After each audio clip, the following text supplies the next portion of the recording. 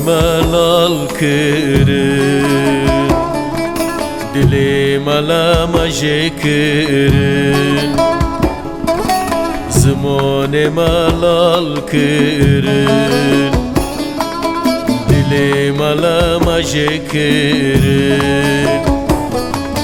لپش دامک است نبود مال جان مغار کرن لپش دامک است نبود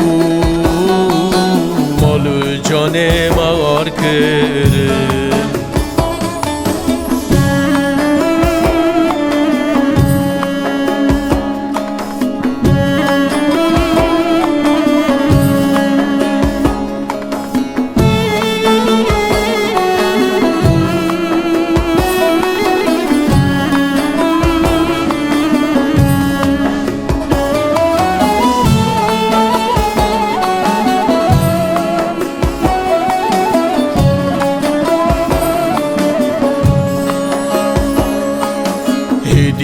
هدیم دور کرن جنو پیم خش کرن هدیم دور کرن جنو پیم خش کرن ما میشه خنزانی خنا سرلا برمدانی پیش خنزانی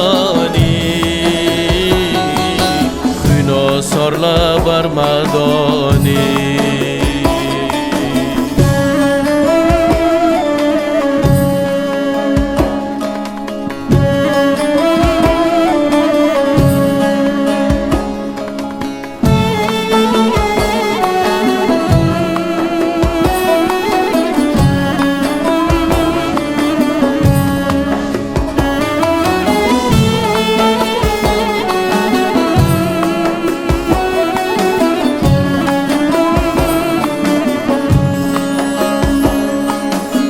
هلک راست بو هلک چپ بود خشک برالم دور بود هلک راست بو هلک چپ بود خشک برالم دور بود تخت تاج مخرب بود بردای کانده گبر بود تخت تاج مخرب بود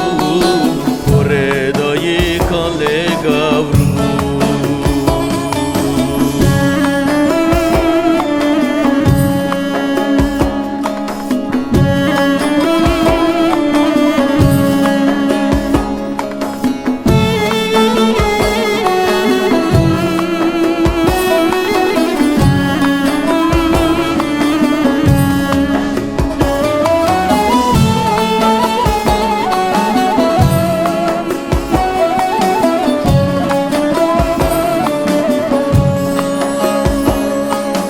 مالی حال ما پر زوره خوابین گرمال ما سوره مالی حال ما پر زوره